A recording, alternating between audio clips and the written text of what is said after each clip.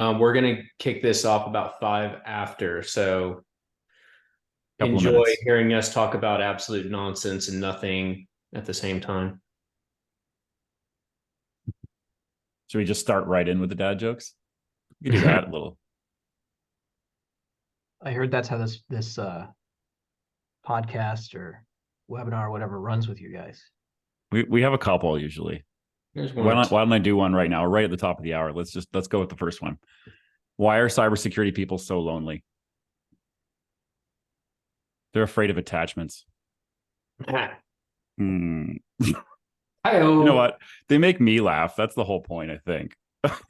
Look, if it puts a smile on your face and it makes you smirk internally, good for you. And everybody else groan. That's a win for me. Groaners.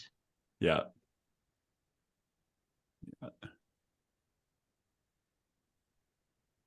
I'm not very original. I just started looking around the internet for different jokes, and I think I went down a rabbit hole for like 20 minutes just laughing to myself going, oh, nope, that one's not appropriate for this audience. Nope. Yeah.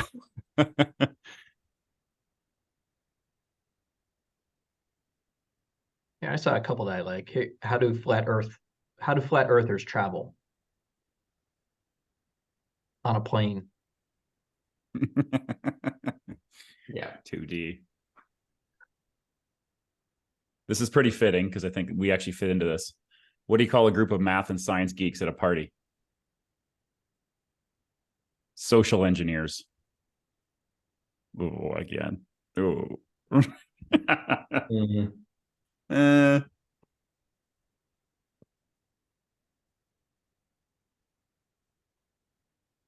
Glad my kids don't hear this. My high schooler would be like, oh my God, Dad, you're saying that in front of people, like actual people? Yeah.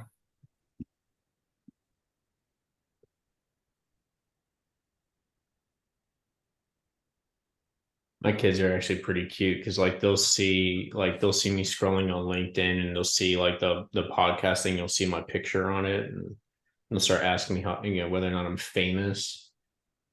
I'm like, yeah. To like 3 or 4 people, yeah. Yeah. My claim to fame, Ken, I've actually got the newspaper clipping on. It's from the cover of the Globe and Mail, which is a national newspaper here in Canada. Is I've playing hockey. I'm a rent-a-goalie, so I do a bit of that on the side. And they sent a photographer out and did an interview with me and like 4 other guys. And so I got my face in the front of the sports section on the national paper. Now I'm in equipment, but it looks pretty cool. So my kids are like, oh, my dad's famous. No, again, probably 100 people actually saw it. You and David Ayers. Yeah, that is like dream come true territory for me. Like, don't tease. Yeah. Including beating the Leafs, actually. Give this about 2 more minutes, everyone, and then we'll get going. Unless you all just like hearing us talk about nonsense. That's all cool too. I don't see any cringes or any comments in the Q&A. So far, so good. We haven't had anybody blow up and make fun of us, at least at this point. It's early.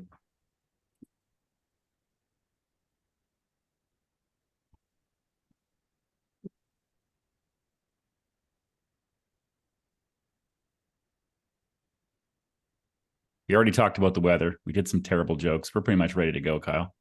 We teed it up. It's teed up. Yeah.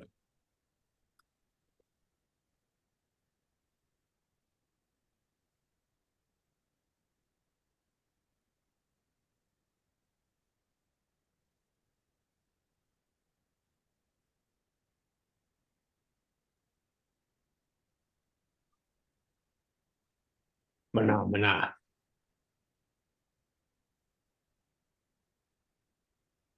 It was almost a T-ball joke there. You almost had it. Just kind of slipped through your fingers. All right, everyone. We're going to go ahead and get things rolling. Thank you, everyone, showing up and joining us for this episode of IB Thinking About.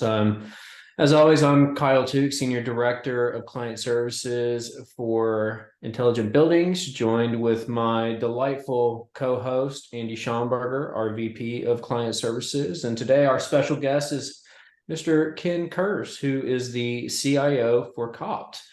Now, Andy and I have known you for quite some time, Ken, but before we dive into the subject today, which is going to be all things cybersecurity, for those that have not had the delight of getting to know you or meeting you in the past, why don't you tell us a little bit about yourself? Give us your background, what makes you interesting, let everyone know why we asked you to join us today. Yeah, thanks, Kyle. Appreciate it. And Andy, appreciate the invite to come on with you guys today. Always happy to chat with you guys. I know we run into each other at Realcomm and other places and things like that. And always something interesting coming up with intelligent buildings and the team on your side as well. Yeah, for me, so the CIO for Corporate Office Properties Trust, we're an office REIT headquartered out of Columbia, Maryland. We've got about 23 million square feet of space, primarily Class A office. We do a ton of leasing to the federal government, defense contractors, that sort of thing. So we have a fairly unique view of the world when it comes to cybersecurity in commercial real estate. Myself, I didn't grow up in commercial real estate. I came from higher education, actually, before coming to COPT. I started out way back when I didn't have gray hair. I was in the Navy. I was a naval flight officer. And then I spent a bunch of time at the National Security Agency, both in the military and then ultimately as a federal government civilian. Mostly on the information assurance side. That's really where I started in cybersecurity about 20 years ago. Again, pretty unique perspective. I had pretty overt jobs as far as working there. I came from working on cybersecurity for nuclear command and control, national leadership communications, to cryptographic modernization, and things along those lines. I left there. Went to be the CIO for the Naval Academy's nonprofits. So their alumni association, their foundation, they have an athletic and scholarship nonprofit, and then ran that infrastructure for them for a while. Left Annapolis, went to be the CISO, the Chief Information Security Officer, and also in charge of their network engineering teams at the University of Oklahoma. Did that for a little bit, got exposed to working in higher ed and the research community, and everything that goes on there. And even at that point in my career, I had never come across OT, facilities, and the technology that runs them, until I left OU and then came to COPT. I've been with COPT now, 7-8 years, with a little hiatus in the middle. I left COPT to go be the CISO for the University of Delaware, went back to higher ed for a very short period of time. And then COPT asked if I would come back. So really been sort of applying IT, network and infrastructure, ERP systems, all of the, bits and bolts that make up IT for an enterprise organization. And then really got exposed to the OT side of things as something new and different the last few years. One of the interesting things, even though spent a very short period of time at the University of Delaware, while I was there, they'd made the decision to integrate facilities IT into the central IT structure. So actually had something I was very familiar with coming from commercial real estate into what they were doing as far as combining those infrastructures together, bringing in all the resources and the people and really helping them understand some of the differences in the technology stacks. So yeah, been here at COPT for a little while, and like I said, probably 80 to 90% of my day is spent on the infrastructure side. We have a great applications team here that deals with the ERP systems, and we're heavy into Yardi and doing creating our own data warehouses and doing BI work and all that sort of thing. But really protection of our assets, protection of our tenants in those assets has been something we've really taken on and poured a lot of time and energy into since I've been here. You've got a pretty unique viewpoint, Ken, and I think I've heard this repeatedly from a lot of leaders in our industry, is that nobody grew up thinking they were going to be in the commercial real estate industry. Everybody comes from somewhere else, I think, in this industry. When you first started touching the OT systems, given your, experience protecting high risk assets and systems and universities and this IT background, what did you first think when you started getting into OT and real estate? I mean, I'd love to hear that kind of first impression. Like you just said very diplomatically that it was interesting, but maybe don't sugarcoat it as much. Kind of interested to hear, your journey there. Yeah, I think, again, coming from higher ed was a unique transition because there's probably nothing worse than trying to protect a network that's influenced by 18 to 22-year-olds living in dorms, right? And running that infrastructure out to the internet, where if they're not, and you can't really limit a whole lot of things, right? As you can in the corporate world.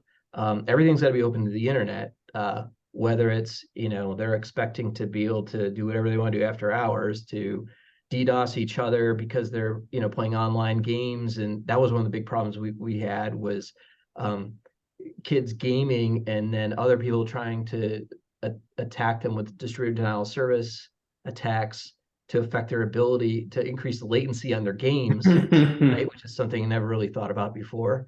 Their ping. To academic freedom, right? Everything's got to be open to everybody.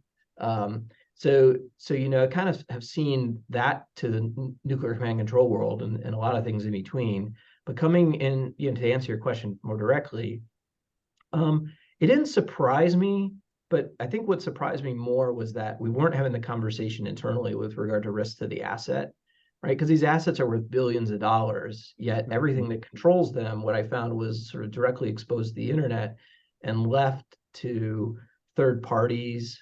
People did whatever was easiest, not that we've never seen that anywhere before, but it was really not understanding the risk to that infrastructure and the things that, from a publicly traded company, like that's what our investors are investing in, is that asset. They're not investing in necessarily the fact that we're going to have a clean SOX audit.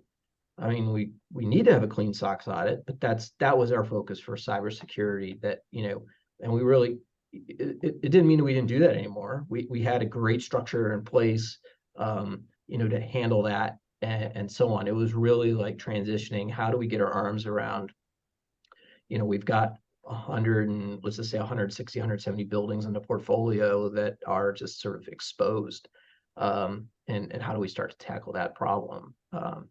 So it was great having something to do, right? And it wasn't it was a very new challenge, and I don't think we were unique in that. Like I said, 70 years ago, I think there's a lot of folks who've kind of worked their way through that as well.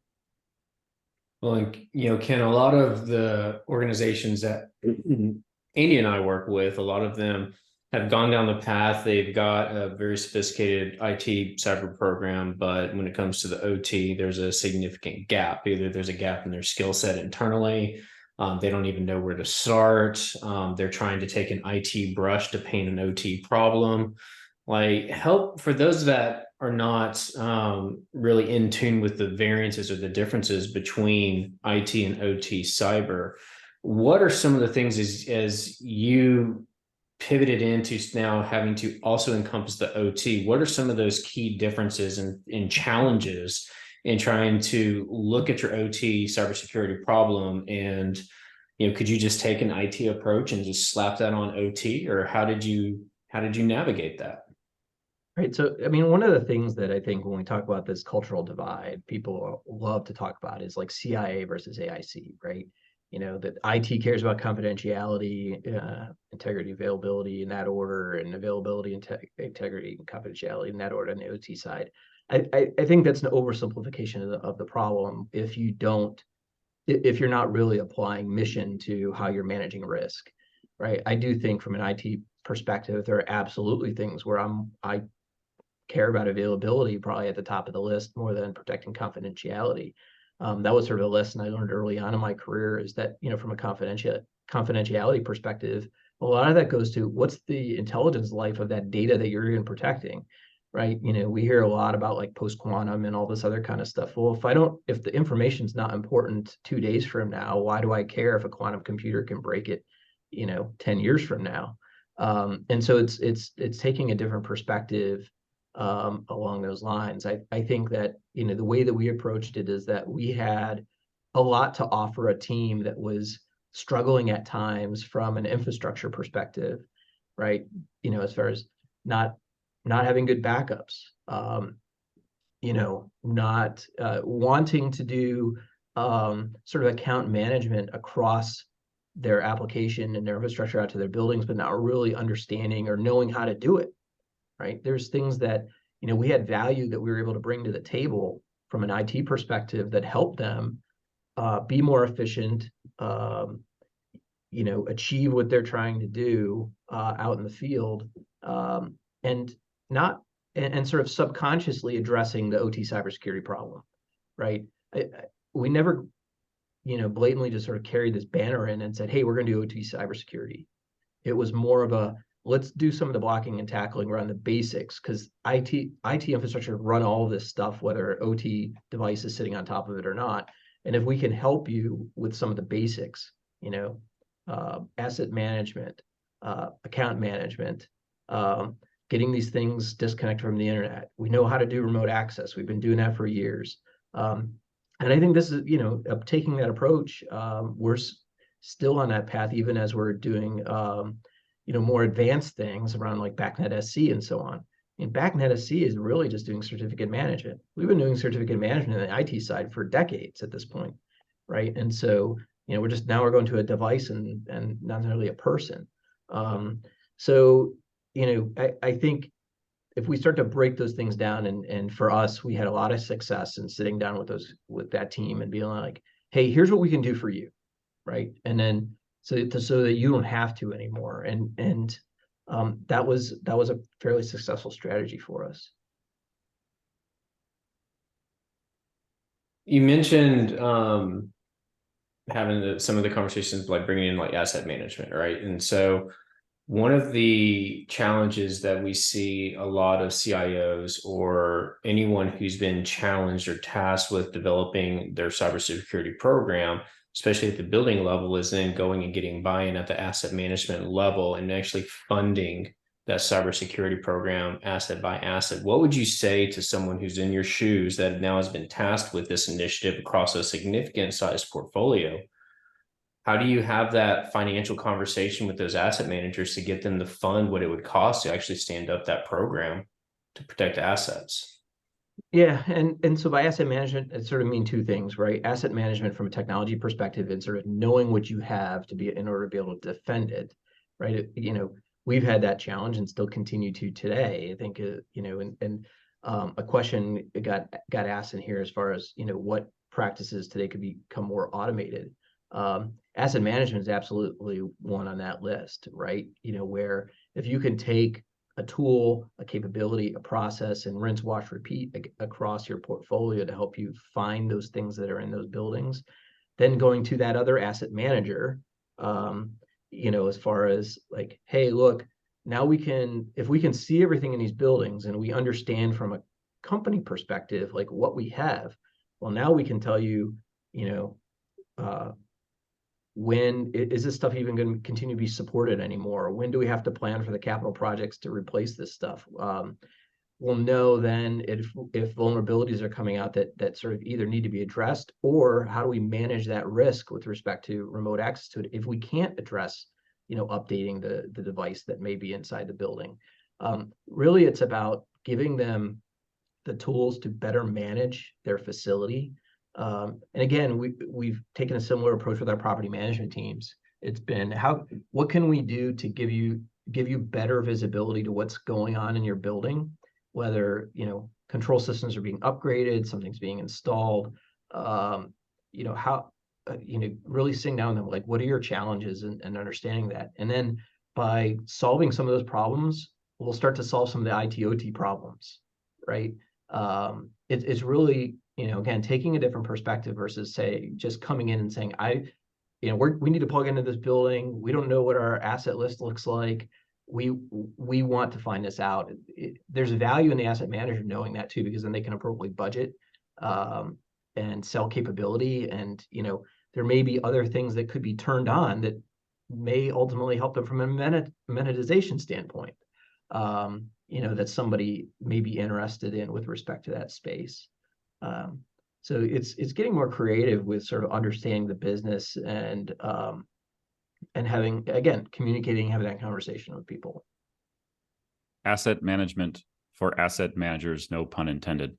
Right? Yeah, I mean, it's guaranteed they probably don't know like what's in it, because like a lot of them are focused on leasing, right? It's like they got space to fill. NOI of the property, the financials, yeah, today's market.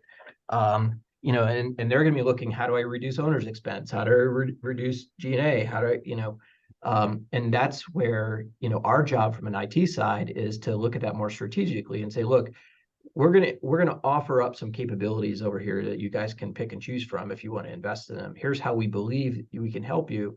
And there's also some other opportunities too. And COPT, we're very fortunate in the way that we do things, because we do everything in-house, right? We don't outsource a lot of stuff. But at the same time, like from a budget standpoint, we sat down with accounting and started looking at how they allocate expense out across those properties. Right. And I don't know a whole lot about accounting. I've gotten educated on it, from a commercial real estate standpoint. But in understanding how they do things, and also, back to Kyle, what you were originally asking about, as far as getting resources. Right now, I can say, look, we're going to spread this cost out over 100 buildings versus it being something that everybody's got to individually pay for. Because that capability that we centrally manage, we've connected these buildings in a creative way. All of them can take advantage of this one capability and splay that cost out. So again, it's how does IT get closer to the business to understand how what's going on inside the building? What do the asset managers need? What does the property management team need? What does the OT systems team need? Where are they struggling? And then how can we bring our tool set and experience to solve those problems? Yeah. Take advantage of your expertise in automation and look at those problems you can solve at scale to be cost effective per site. We've had to do it too and drink our own Kool-Aid on this, right? Doing thousands of assessments, we could not send the very expensive cybersecurity SME into a client's portfolio with 50 plus buildings. It's just too expensive per. So how can you collect data? How can you automate some of that asset inventory and checking for known vulnerabilities? And, so we've had to do it ourselves just to be cost effective per scale to deal with that asset management for asset managers and just use those tools for scale services, if you will. So it's really the only way forward to be efficient. And then ideally, you've got a mechanism like you just mentioned for, common area maintenance costs or back charging or something like that with value for each of the properties. And then it's not an argument. It's now a service that takes something complex off their hands with either internal or third-party expertise to support them on this new way of risk management. Well, the thing I would stress to anybody watching this, right, is that the accountants, the property managers, they're not going to come to IT taking that perspective. Right. They're going to be very focused on, like, I have these lines that, these are my budget lines for this building.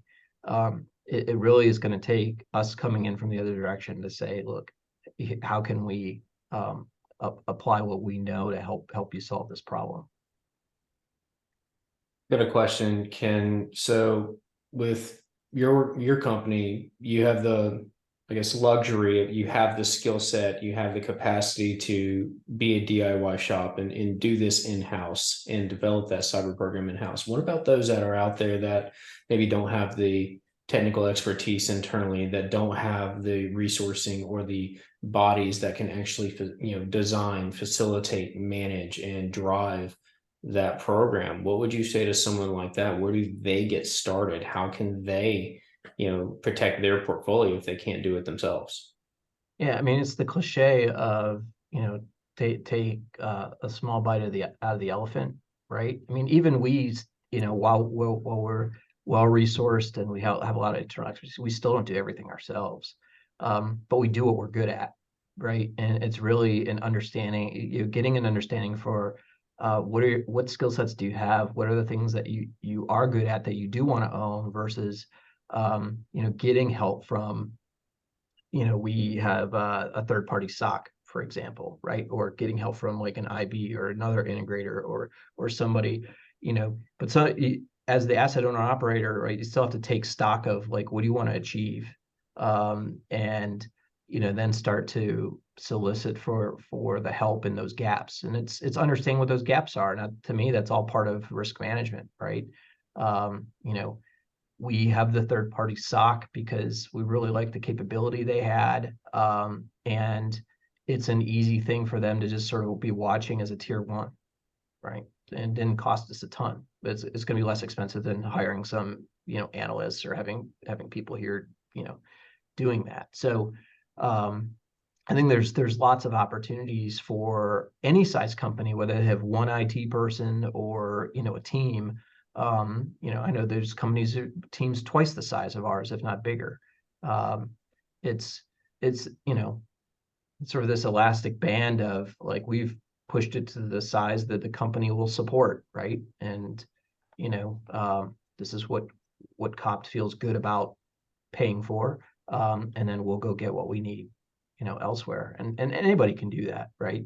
If they're only going to pay for one IT person, then, you somewhat have the business case, not only aside from what you have to do to, protect those assets, but also, hey, look, I don't have 3 other people here to do account administration or help desk or, these other things. Starts with understanding, your risk tolerance. In your case, it's pretty clear. You got 3-letter acronym agencies in your buildings, what the risk tolerance is going to be, which is basically nil. So now you got to figure out a way to address concerns your tenants may have and what that does to your bottom line. And then you look at resourcing appropriately, right? Is pretty, as you mentioned, is an elastic band. With some of our clients, they're just starting at the basic level or trying to build out understanding of, what is their tolerance for risk? They haven't even decided what their high value assets are, for example, like where are their priorities? And it's completely understandable, right? And the thing is, like, even if you start there, doesn't mean you have to stay there. Yeah. Like you could leverage somebody like an IB or somebody else to come in and help you establish that, and then sort of either make the business case to hire additional internal resources, keep the sort of third party advisory in place to do that, other sort of managed services. But it's going through the process of doing exactly what you described, Andy, and sort of what do I want to achieve here?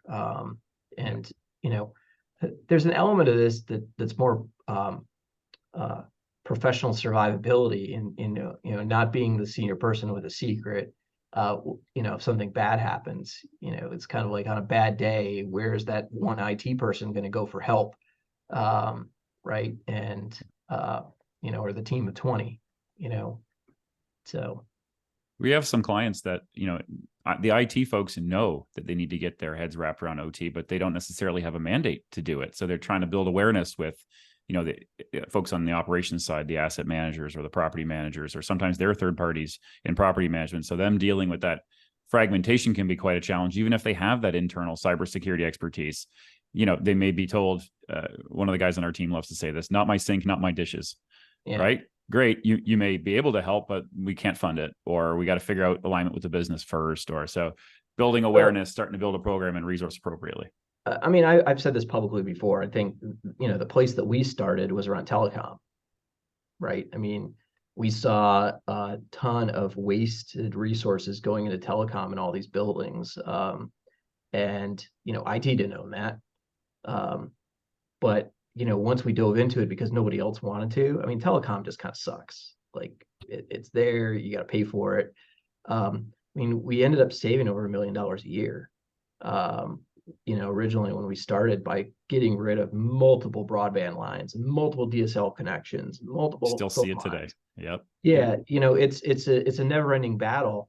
But that was sort of our entry into OT, right? From that standpoint where this was stuff in the building. We found some savings, with respect to the operational budgets. We got their attention. And as much as people will fight about IT, OT, and all this sort of stuff, which I think is really counterproductive, I look at critical infrastructure in 2 ways, right? There's the part where we're really talking about safeguarding society, where it's electric generation, water filtration, hydroelectric, pipelines, all that kind of stuff. We don't live on that side of it. That's sort of the generation side of critical infrastructure. We're on the demand side.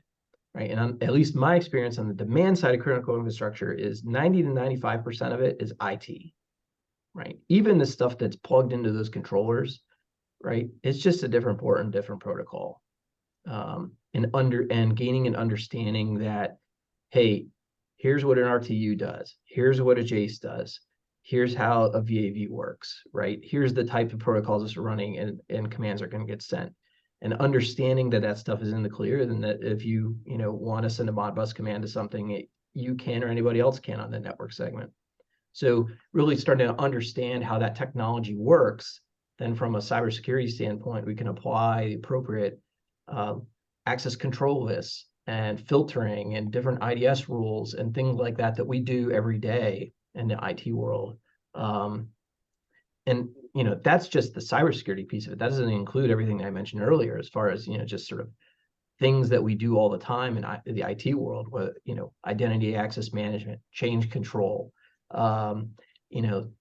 documentation. I don't know how many buildings we walk into. There's zero documentation for what the as-built looks like on the technology stack in the building. Yeah. But we're very used to doing those things, and again, that to me is where value add comes back in.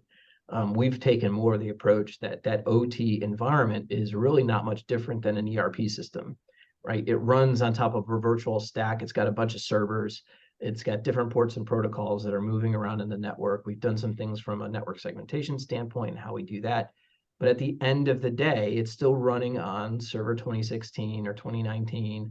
It's still, using Active Directory. It's still,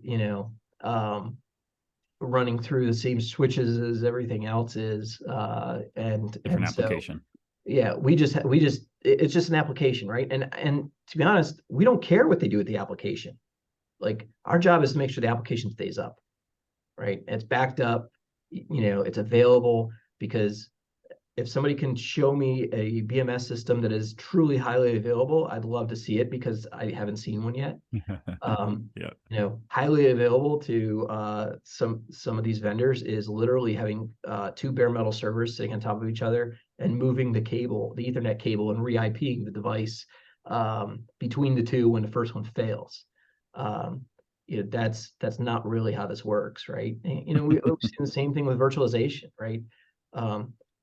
Folks in the OT world just do not fundamentally understand what virtualization is and how to do it. But we can bring that to the table to help ensure a highly available, highly resilient building management infrastructure, right? And really, this is just two communities of people coming together with different skill sets and realizing what they're good at, and nobody's trying to take the other one's job. I don't want to be crawling around and installing JACEs and hooking all that stuff up or building web pages inside of JACE. I want no part of it, and neither does anybody on my team. You don't want to go into a building and balance some airflows, Ken? Nope. And we're not experts in it, right? Yeah. They can talk about CFM all they want. Like, we don't know that stuff. But we do know where you can be helpful. Yeah, absolutely. Right. And there's plenty of work to go around. That's the thing that kills me. Everybody's so worried about what's going to happen. There's plenty of stuff to do every day. I got my soapbox. No, us too. I was just debating whether to keep going or let Kyle keep moving on our agenda, because we always have fun with conversations like this and get through about a third of what we'd intended to. Well, before we jump into polls, there was we had significant change, an announcement that was made through a new SEC ruling. Why don't we talk a little bit about that? Yeah, quite interesting. Kicked up a lot of fuss, I'd imagine, Ken, with you guys too, being publicly traded and needing to disclose when there's breaches. Like, I can tell you anecdotally about 100 different breaches that we've seen or heard from in the client base, and maybe that brought them to us, or maybe we just heard about it through the grapevine. But there's so many different things that we've heard that, if this rule was in place, would have been public and probably would have driven the industry to do some more. But everybody likes to lift the carpet up and kind of hide it, right? If there's things, even if there, are six-figure expenses to mitigate something, it's like, we don't have to disclose it. We're not gonna. So I'm really curious to see how you interpret this. You've probably gone through every little detail of the announcements and what that could mean, including what is a material breach and lots of detail there. But maybe we start high level. Would love to hear your impressions about the rule and what do you think it'll do to our industry? Yeah, so for anyone not familiar, right, SEC released a cybersecurity disclosure rule that had been in the works for a while. The final rule came out end of last month. Um, and, you know, my overall impression was I felt like the SEC did a fairly good job of adjudicating all the comments that went in. I know myself and others in our community all provided comments back via various means to the SEC about the concerns that we had. Primarily for me, one of them was because we do so much in the national defense space, it was, what happens if we have an event that gets classified and I can't disclose it for whatever reason, right? And who's going to adjudicate that difference between what the SEC wants us to disclose as a publicly traded company, as a registrant, versus the national security apparatus saying we can't release this information. And thankfully, they did address it, right? And we'll see how that all plays out. I think that there's an opportunity to do some tabletop exercises there with government partners and so on, since they designated the FBI sort of as the central point of contact and the attorney general to make those determinations, how that'll all work out. So that was good to see. A lot of the headlines were around the 4-day disclosure requirements. I think what was missed in a lot of those articles was the fact that it's 4 days after the company determines it to be material, right? And there is no hard and fast determination of what materiality is in the context of a cyber incident. They've left that up to the company, which is going to be, again, interesting to watch how the SEC decides to come down on companies for either delaying or not notifying if it does become public knowledge later on, as part of that, right? So I think while the bulk of the rules there, I wouldn't be shocked if there's, some continual, sort of adjustment that comes in. One of the things that I also thought was really interesting in the rule too was third-party disclosure, right? So, how if a third party that we do something with that may hold our data has a breach, what does COPT or the registrant have to consider with respect to, do we file an 8K that says that we deal with this third party, that they weren't breached? Do we both do it? Does one of us do it? Does nobody do it? You think about an example like if Microsoft, for example, files an 8K that they had some kind of data breach. Well, we're an Office 365 user amongst, many other people. Do all of us now have to file 8Ks? I don't think so. So it's going to be interesting to see how some of the stuff pans out, right? Or if you're not a public company, right, and there's a data breach and you don't disclose, but you had our data and now we're a public company that has to disclose, that's going to impact, a company that didn't want to or didn't have to. So I think there's a variety of scenarios that will likely be teased out just in the normal course of doing things, right? I mean, it's not like companies are getting breached any less than they were. I think it's good that they're looking for more transparency. The SEC definitely took the perspective of the investor, right? Which is, I would expect is their job, as far as expecting companies to be transparent and disclose. So a lot of, the biggest thing that's hanging out there from my perspective is how do you determine the materiality of a cybersecurity incident? I was going to make that my next pun, of materiality being the material that the carpet's made out of to sweep something under. That was a cringe there too. Not quite a dad joke, but yeah. I mean, I'll give you an example, right? Like let's commercial real estate building. You've got a breach of, let's say, some ransomware, but you've got a cyber program in place and you've got backups and you detected the threat. You stopped it from doing anything. You restored the system the next day. There was no business impact. Do you need to disclose that? Right. I would say that's probably not material. Nothing happened. The one thing I didn't mention was that, so that's it's an incident side, right? But now, as far as in the 10K, where the company kind of lays out and disclosure of a whole host of other things, there's a list of requirements now for everything you mentioned. What does your sort of risk management strategy look like? Program. How involved is the board? What committee is this discussed in? All that kind of stuff. And they pared that back from like earlier versions of the rule had requirements for board members to have specific cybersecurity experience and all that sort of thing.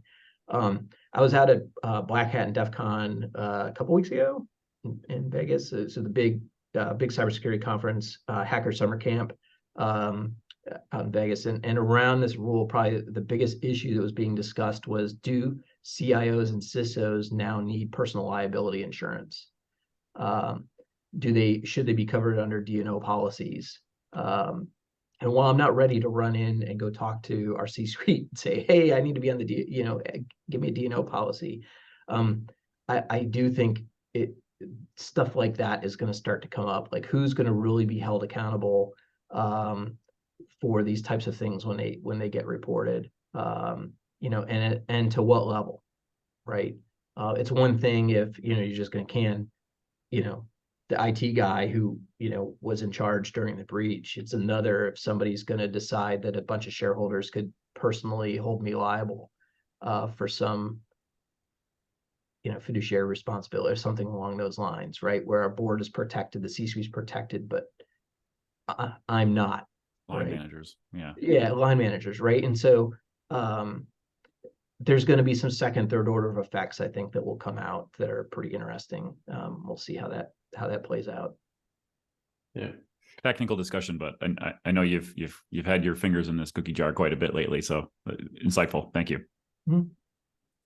Well, guys, we're getting on into the time here. I'm going to go ahead and pivot us over into the polls. So for everyone in the audience, I'm about to launch this. I think we've got a couple for it today. Looking forward to seeing some of the responses here. So first question for everyone on here, I was looking at the people that are in the attendee list. We got a few on the owner/operator side. So where are you in your cyber journey? Put Byron. I'm gonna put Byron on the spot as I can see him on the Byron, list. you're gonna have to drive that one, dude. He can hack the building himself. Yeah, that's the smarty pants answer I expect out of you, Byron. We got to leave one of those in there. Second question: what is your level of concern about having to disclose cybersecurity incidents? So we'll give that a couple of minutes. In the meantime, who's got a dad joke? Oh, I got one. I got one more ready. Go figure. Just like armed with these now. Just come equipped. All right, what you got? Ken mentioned being a CISO. What are the CISO's two biggest cybersecurity fears? Everyone who works at the company and everyone who doesn't.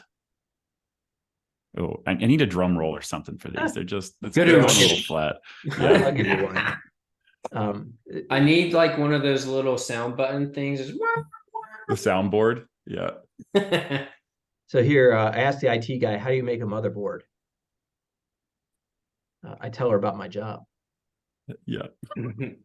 I was going to make that a kid joke, actually. All right, let's have a look, guys. Let's see. I'm going to give everyone just 20 more seconds to respond.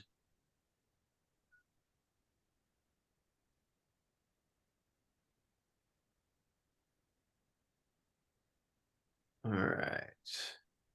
And poll. All right. Where are you on your cybersecurity journey? Nobody's cocky. Nobody went for the funny answer. Yeah. All right. So we got trying to figure out where to start. Number one response: I have a great IT program, but nothing for OT building level tech. And that's pretty common. Andy and I run into that time and time again. We find ourselves oftentimes coming in, partnering with the IT group and working with the building operating group and helping them right size an IT approach to an OT problem. How do you, because I mean, if you're taking all of the IT standards and try to apply it to OT, your costs are going to be through the roof. It's not scalable, right? I'd even add in, Kyle, with risk and legal being stakeholders now increasingly. In a couple of our client bases, legal is the one owning this file, with everybody else as stakeholders. It's actually quite a pivot. Yeah. And oftentimes, I mean, Andy and I end up being marriage counselor. We joke about that all the time, but we end up playing marriage counselor in this as you're trying to get your IT folks nodding their head and saying, yeah, this is okay. While your other folks on the other side of the table are just trying to get something done. Well, they're doing this and pointing at each other when it comes to who owns this and who's going to do something about it. Yeah, exactly. What are your thoughts, Ken? I think the fact that people believe it, feel they have a great IT program, right, is a great start, right? You're not starting from nothing at all. To my earlier comments, so I have a coworker who, and I don't mean this in a bad way, right? But I'm just going to say it. Loves to say that IT people are lazy, right? And I would say the same thing about OT people. But we're lazy because we want to find the best, most efficient, quickest way to get our jobs done. And, in that sense, and I mean that in the nicest possible way, because I think we're all very hardworking people and across the board. But again, it goes back to, like, if you've got this great IT program, you have a ton of resources, you have a ton of work that's already done that you can reapply. It doesn't have to be, I'm going to lift and ship this whole thing over, right? It's pick and choose the best of breed and the best things that are going to be there to be able to help that OT team be successful, right? And not have to reinvent the wheel. And like I said, we've been doing this for a long time, and if you've got all that great infrastructure in place, reuse it. They'll benefit from it. Your company will benefit from it, and there's no reason not to. Including those people as infrastructure, right? Use that expertise. You Yeah. don't need to reinvent a lot of these things. Yeah. In this next question, I'm happy with what was responded here. What's your level of concern about having to disclose cybersecurity incidents? At least, everyone who responded at least taking somewhat ownership of that, instead of just blowing it off. So I don't know. I feel like anyone who is touching that side of the business has to have some level of concern around it, right? We're going to see what those disclosures look like as people get used to. I think the implementation, of the rule is November, December. Ken, you'd know better. I think where everybody has to be ready to. It's it's a December. But I would also take it again, slightly different perspective here, right? Whether you're public or private, disclosure may not be up to you, and so we're recently working an issue with a third party where talk about disclosure. Well, it was all in the dark web, right? They're posting information about company X that we were concerned that there may be something of ours in there, and so but we weren't getting the whole story from company X, right? And so they wanted to manage the message, but you had the bad actor, saying, I have X, Y, and Z, right? And if I'm going to publish it, and so there's going to be a fine line there of managing the message, whether you're public or private, deciding when to disclose, if you're going to disclose, versus if you truly were breached, right? That data maybe become available, and the actor is going to get ahead of you from a disclosure standpoint. Yeah. All right, happy note. Yeah. But it was good because, as far as like resources that are available to us in our community, right, that really played a big part in sort of understanding the big picture of, hey, like, we think we have an issue with this third party. We're not 100% sure. And then we see that third party's name come up in other reporting, right? It gave us more data to be able to understand what not only the potential impact is to us, but also, know what questions to ask, right? And know that, hey, we might have a disclosure issue here. We may not. We don't know. But now we know what to keep an eye out for. Yeah. Let's open it up to the audience. Anyone in the audience have any questions? Anything that you want to punt out to Ken, Andy, or myself before we wrap up for the day? We'll give it about 20-30 seconds, see if any questions pop up here. Not a topic we're going to be able to get into a credible amount of detail in 45 minutes, but Ken, I know we've done this dance a couple of times between the Realcomm event and the Real Estate Cyber Consortium and lots of other places. So we obviously appreciate your expertise, and we'll be sharing the content with our community. Always fun to do this. I learn something every time we talk, so thank you very much for this. Forgive me for the puns today. I think the dad jokes you were prepared for, maybe not the puns. I may have gone a little over the top. Yeah, no, I appreciate the opportunity, and always great talking with you guys. And if anybody wants to hit me up on LinkedIn or offline or whatever, happy to help. However, Give me just a second. I can help out with that. Where's my share? We actually do have, if we take a couple of minutes here, we have one more question. That's where do I even start with a program? I know we have our opinions on how it's been successful with our clients, but Ken, for somebody just getting their heads wrapped around this, maybe an asset management who's not an IT expert, where would you start if you were them? I mean, I would start thinking about like what are the things that could go wrong, right? And like our leadership is really interested in things from that perspective, right? What's going to affect our shareholders? What's going to affect our bottom line? What's going to affect if I'm an asset manager, what's going to affect my ability to support my tenants in my building, right? And from a cybersecurity perspective, what would happen if the lights went off? What would happen if the HVAC stopped working? And start to think of it in terms of sort of operational effects, right? And then you could start to talk to folks like yourselves or other people in the community that are more experts in that area, help get you educated. I don't know if I'm on a tangent or not. I'm interested in kind of where you guys start, right? I mean, what's sort of your cached answer for answering that question? Honestly, it usually starts with building awareness. To your point, what could go wrong? So for us, the low risk way to get an idea of how bad is an assessment, right? It's usually to get a look at how do they benchmark compared to their peers, and then when they get a D, how is that actually, score against their peers? Actually, it's pretty common, for example. And what are the things you need to fix? Well, you need to rope your IT folks into governance and this thing and get some risk expertise here. And there's some very tactical things you can do at the property based on our experience across thousands of these types of engagements. So there's definitely a way that we recommend to start is to get a baseline. How bad is it? Yeah. Go and look at the guts of a building and those systems and all those vendors. And you don't have to use a third party like us, obviously. You can use internal expertise. Just get an idea of what is that risk posture and are you okay with it in that current state? Yeah, I mean, I think where things start to die, right, is they get that report or that assessment and it's so big. It's like, where do I start with this, right? And that's really what becomes hard. But it's baby steps, right? You're not going to solve it overnight. And if you really are just starting, right, there's definitely some cost-effective things that, to your point earlier, you might be able to leverage IT infrastructure where they have licenses on some content already or on some infrastructure that could be extended out, to the buildings. Or there are cost-effective solutions out in the market or services as well if you do need a third party. So to your point, take a bite of the elephant, right? Yeah.